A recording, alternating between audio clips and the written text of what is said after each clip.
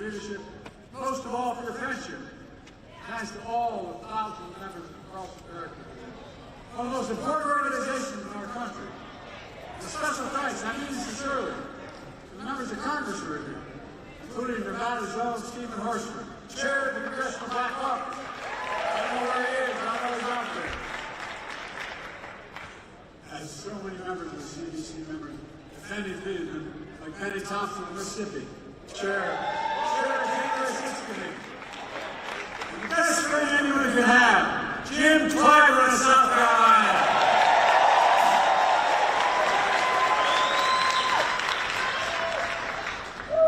In case you didn't notice, Jim turned around. Look, June of 1947, Harry Truman became the first president to speak at this convention. And he was remembered for a lot of things. With the help of the NAACP, he desegregated the military. He laid the groundwork for the civil rights agenda. He blew upon President Kennedy by that. President Johnson signed the Civil Rights Act of '64, 60 years ago. Harry Truman was president. He was often counted out. He was also known for something else. The story goes, Truman said, "You want a friend in Washington? Get a dog." Guess what? After the last couple of weeks, I know what he means. But that's why it's so good to have real friends. I'm not being solicitous. I have real friends. So many of you had my back. But I think I've had yours as well.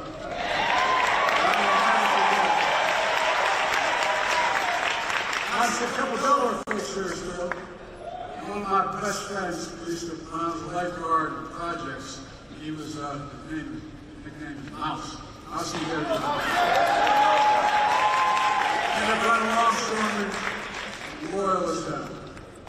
I'm truly honored to be here. It is this tense moment in this country. It is a tense moment. Just a few days after the assassination attempt on Donald Trump, we're grateful he was not seriously injured. We continue to pray for him and his family. It's time for an important conversation in this country. Our politics has gotten too heated. I said the Oval Office last Sunday night, as they made clear throughout my presidency. We all have a responsibility to lower the temperature and condemn violence in any form. You gotta remember, America went out of enemies, we're friends, we're neighbors, we're fellow Americans. Most important, let's fully and firmly reject not only political violence, but violence of any kind. Period. No exception. I have to say with one voice, violence is not the answer. That's what we should rally around as a nation. That's the unity I'm talking about. Two organizations know that better than the NAACP. For the race riots in Springfield, Illinois in 1908, the NAACP was formed. That's what started. You know the pain, the price of violence. You understand, you're going to talk about standing against violence, you must stand against all violence. You must stand against violence perpetrated against presidential candidates in Pennsylvania. You must stand against all violence. Violence perpetrated against George Floyd in Minnesota. Against black veterans like police officers, Eugene Goodman, January 6th. Black election workers like Ruby Freeman, Shane Moss in Atlanta. That's to stand against the violence and intimidation of white supremacy, the murder, innocent lives in a grocery store in Buffalo, New York when I went up there. Mother Emanuel Church in Charleston, South Carolina. Stand against the violence of murdered children in Sandy Hook and Uvalde. Country goers in Las Vegas. Innocents on the street all across America that never make the news. There's Uvalde every day in the communities across the country. Go to the outspoken on one, don't be silent on others.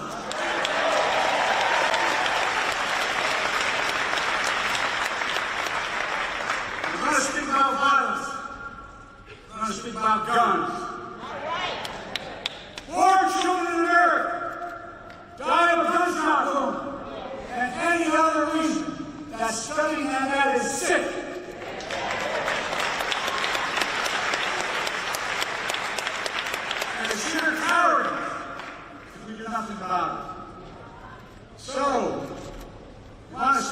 against violence in America and join me in getting these weapons of war off the streets of America.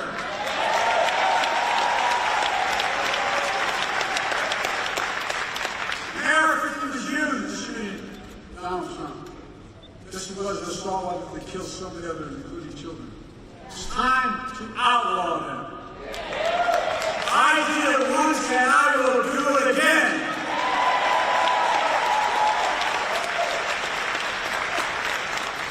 Now, just because we must lower the temperature of our politics and rage of violence, it doesn't mean we should stop telling the truth. You are what you've done, what you'll do. That's fair game.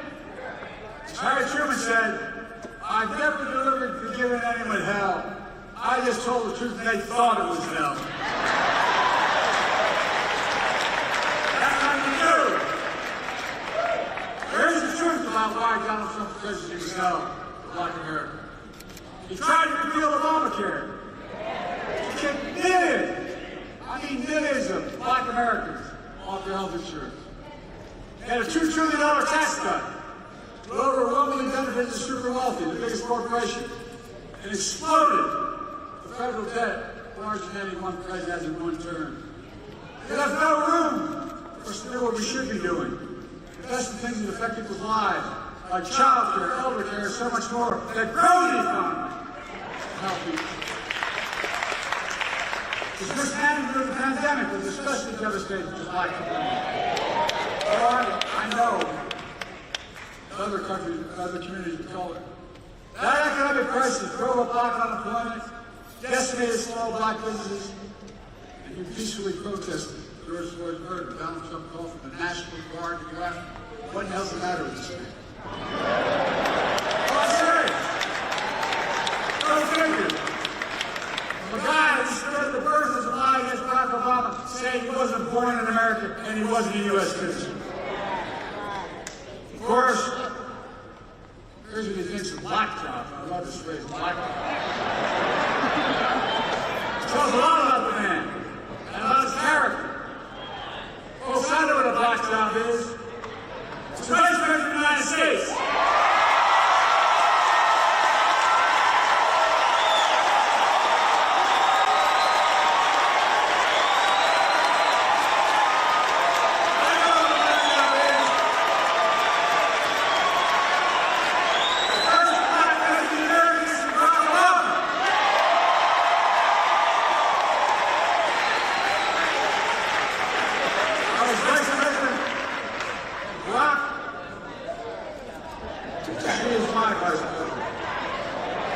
I nominated the first Black Secretary of Defense in American history. He's doing one hell of a job. I nominated the first Black minister of the United States Supreme Court.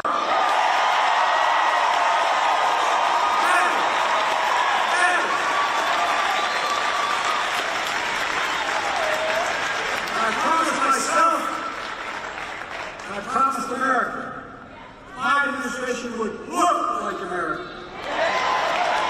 I'm proud to have the most diverse administration in all of history that captured the full talents of the nation. That's who we are. These guys don't get it. That's why we're so successful. I'm serious. That's what makes us the greatest nation on earth. It's not hyperbole. Folks, because of you, I'm President Kamala Harris and Vice President.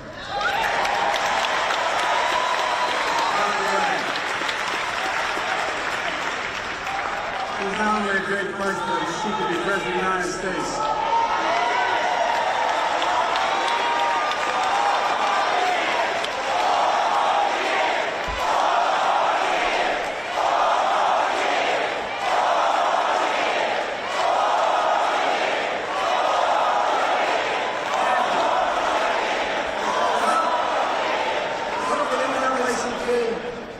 Black elected members of the Congress, we've gotten so much done.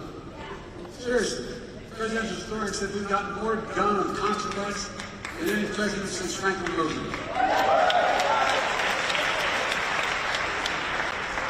Just think about where the Black community was when I came to office. Think about how far the Black community has come.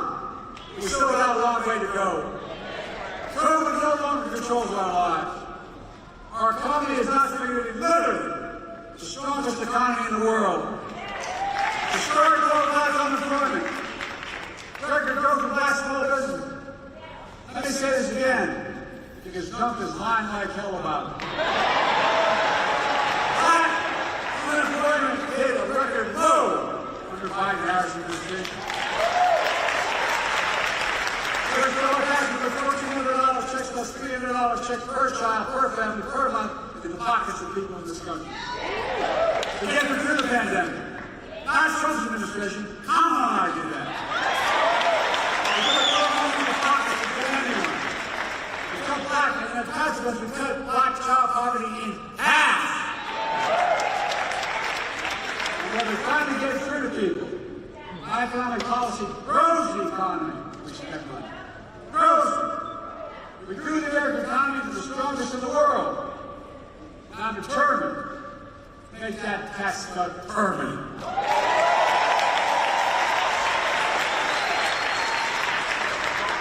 No child should ever go hungry in America.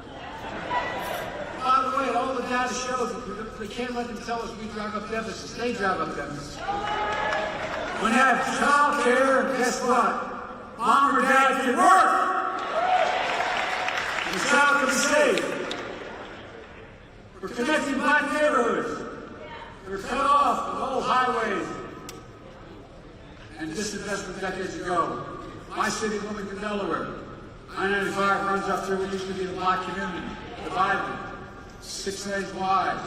We're going to make sure that the state's on it. We're going to be able to pave over at the top of that and still have the highway. Connecting neighborhoods. We're removing, which is costly, every poisonous lead pipe in the house in America so every child can drink clean water. Without fear of brain damage. We're delivering high-speed and affordable broadband. No child should have to sit out in the parking lot with their mom in front of McDonald's so they can get online through their homework.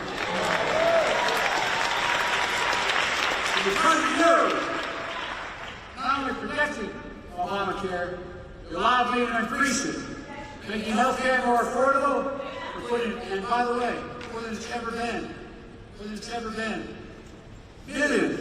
of African Americans have now had health care. We're putting home ownership within reach. How do you generate generational wealth, no matter what community you're from? I know how we did it. Everything got stuck in Scranton with no job. Moved to Delaware. Dad worked like hell to get down payment to buy a small house. That's how you build equity. As small as a 3-bedroom split-level home with 4 kids and grandpa lived with us, but it was a home, and he was able to build some equity. Look, we're making the most significant investment in climate ever in all of history.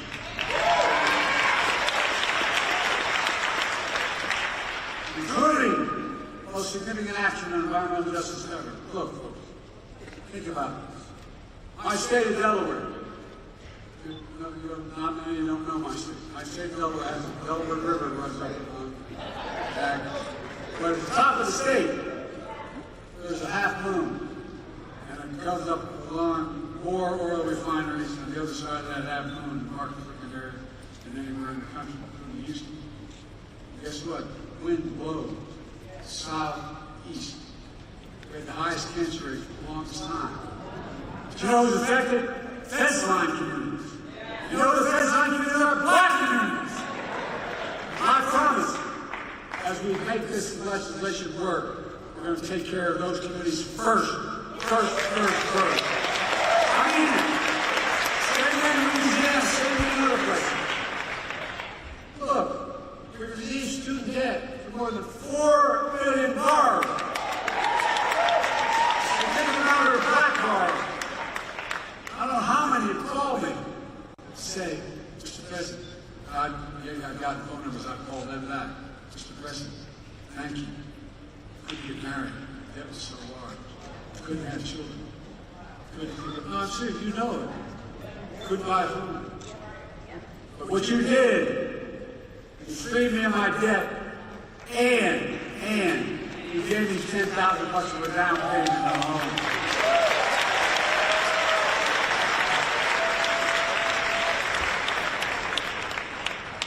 project 2024, Trump 2025, Trump deal.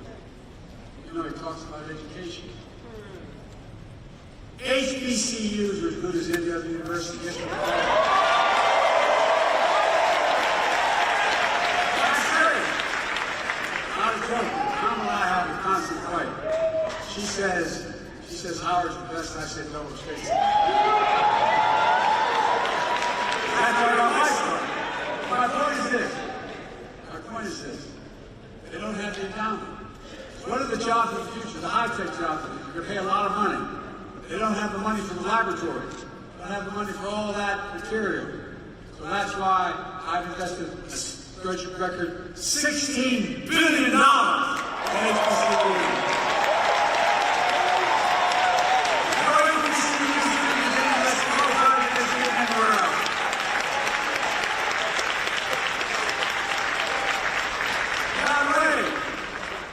Making sure that no one goes to jail for the mere use or possession of marijuana. The records should be expunged. Hold them back. All told because of you.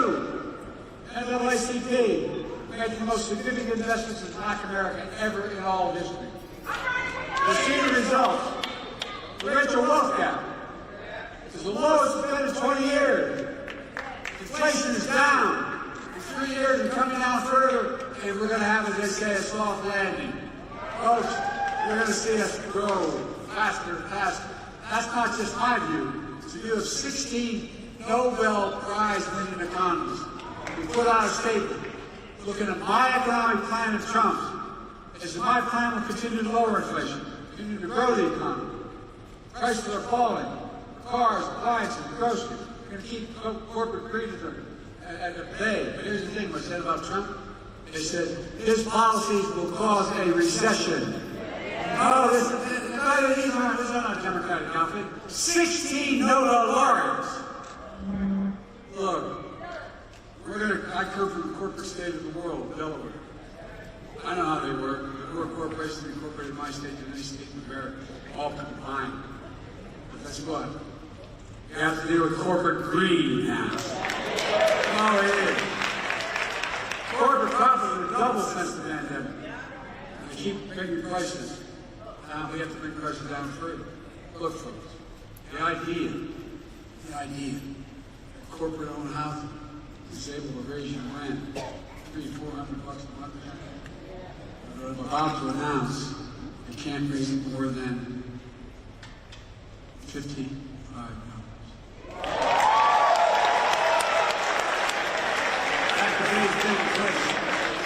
Bottom line is, when this gets started, we'll know it's not enough to talk about the past.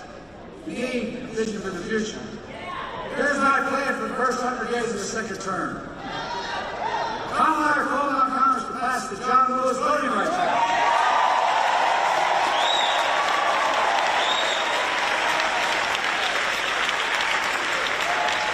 I did all I was constantly able to do with executive authority, but we need the act.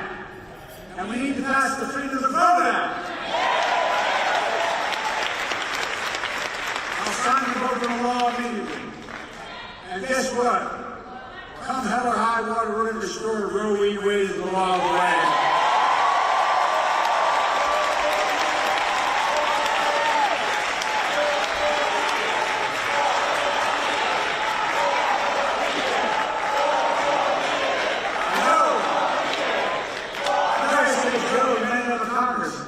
Guess what? Y'all told me I couldn't pass the Inflation Reduction Act. Y'all told me I couldn't basically anyway. Yeah. Your help. Republicans blocked police reform in Congress. So I signed a historic executive order on police reform. And I'm going to come back and we'll sign George Floyd and police enacting the law. I'm going to stop them in their program on 2025. I'm going to stop them from cutting Social Security and Medicare. I'm going to expand Social Security and Medicare by making them very well to begin to pay their fair share. And the very next round, as I said, we're going to build 2 million affordable homes. Cap rent increases of 5% a year, so corporate landlords can't guard and get very upset. There's housing market. And we're going to keep relieving student debt. And medical debt. Coordination of medical debt can no longer be put on a credit report. Our normal states will wait on medical debt for pennies on the dollar, so it's not hanging over you the rest of your life. We raised the federal minimum wage. Our first term capped the cost of insulin procedures at $35. Total drug cost procedure beginning in 2024 5 at $2,000. And some of those cancer drugs are $10, $12, $14,000 a year. But the second term, we're going to do that for not just seniors, for everyone in America. By the way, not only saves lives, it'll save taxpayers. That's what I did on the first term on the Medicare. It saves the taxpayer $160 billion. They don't have to pay for the exorbitant prices. This year, Medicare is negotiating lower prices for some of the costliest drugs in the market. That threats everything. That treats everything from heart disease to arthritis. In the next term, I want to go further. Give Medicare the power to negotiate lower prices for 50 drugs a year, not 10. That not only will save lives, this may save the taxpayer another $200 billion. This is saving taxpayer money. By the way, if you notice, all the stuff they said big spending Biden, we have lowered the deficit nowadays. We've increased economic growth. Folks, here's what else I'm determined to do. Determined to end Trump's tax cuts for the very wealthy big corporations. Make the tax code fair. Ease the burden on working people. I kept my commitment that no one making less than $400,000 I never saw in my life until I got elected president. They pay a penny more in federal taxes. But here's the deal. We have in America, since the pandemic, 1,000 billionaires. 1,000. How much in federal tax they pay? 8.2%. That's the federal tax, 8.2%. We're going to make billionaires pay now 25%. No billionaires should pay the lower tax rate for the teacher, a firefighter, a nurse, a janitor. That's so ridiculous. And when we do that, that alone will generate $500 billion in revenue over the next 10 years. Promise the lower cost of families. It saves the government money. We can do more on elder care, child care, bring down the federal deficit, so much more. It's not rocket science, folks. But they've convinced us that any spending the money is costly. It's saving money. Like God's truth is saving money. That's vitally important. Now, the next president of the United States could appoint 2 or more justices to the Supreme Court. Just imagine. I know this case. Folks, my vision of the future will continue to be all about working people in this nation. My whole career, go back and look at it. I'm not been perfect by any stretch of the imagination. But a simple proposition for me, I grew up. Neighborhood. Everybody deserves a shot. Just a shot. No guarantee. Give hate no safe harbor. Leave no one behind. That's a stark contrast to my predecessor, mega officials. They'll do everything, undo everything the NAACP stands for. But now they're trying to deny it. They're lying about their Project 2025. They want to deny your freedom, freedom to vote, have your vote counted. They impose the nationwide ban on worship. New Vice President, if you ever any doubt, man, just take a look at what he's been saying. They want to prosecute political enemies. They want to cut Social Security and Medicare. Rip away protection for millions of pre-existing conditions, over 400 million people. Stop Medicare from negotiating lower prescription drug prices. Risking people's lives, costing the government more money. It eliminated the Department of Education. Oh, you ought to read it. Saying it's a state issue. Give me a break, state. You know how well we do with the states. It would cut school lunches. Eliminate the Head Start program for lower-income children. It allowed boys to stop paying overtime. Employers stop paying, catch this one, stop paying overtime to hourly workers. Just such good. But give the very wealthy and big corporations good taxes. They've already eviscerated affirmative action. It also decimated diversity, equity, and inclusion all across American life. We're already trying to do it by banning books, trying to erase Black history.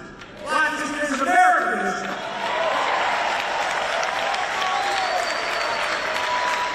Folks, not being dramatic, you cannot let that happen.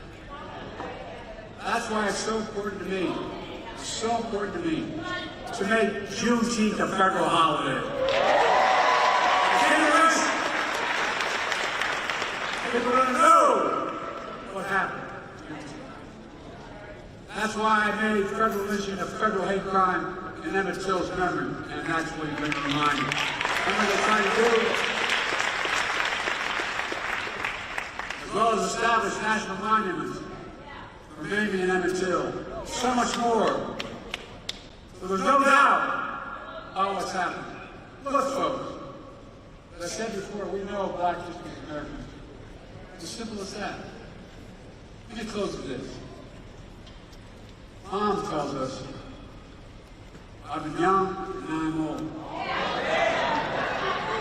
Yet I've not seen the righteous forsaken. I've not seen the righteous forsaken. And I will not see the righteous forsaken. Hopefully, today, I've demonstrated a little bit of wisdom. Here's what I do know. I know how to tell the truth. I know right from wrong. I know how to do this job. And I know the good Lord hasn't brought us this far to leave us now. There's no work to do. This is one of the beginnings. The work we've been doing through hundreds of thousands of volunteers, through millions of people to make their voices heard. A well-determined American future for decades to come. Folks, that's important. We must all be defenders for freedom, justice, equality, and the bedrock of democracy. There's been no more important voice in that truth than the voices of the Black community. America should never live up where we say we believe. You don't give up hope, nor do I.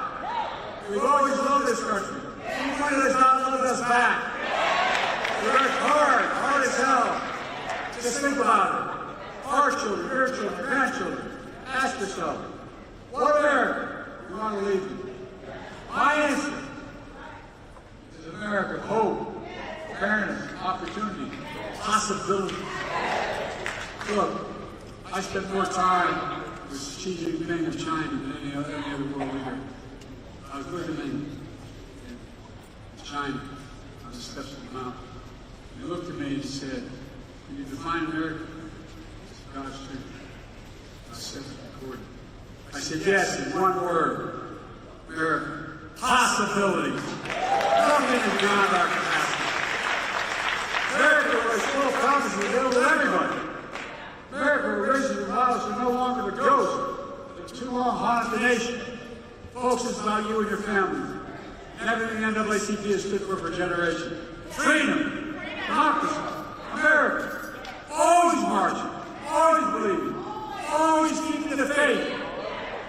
We're going to do this. So they ask you, are you all in? I'm all in. Yes, who we are. We are the United States of America. And there's nothing beyond our capacity to do it together. And let's stay together. God bless you all.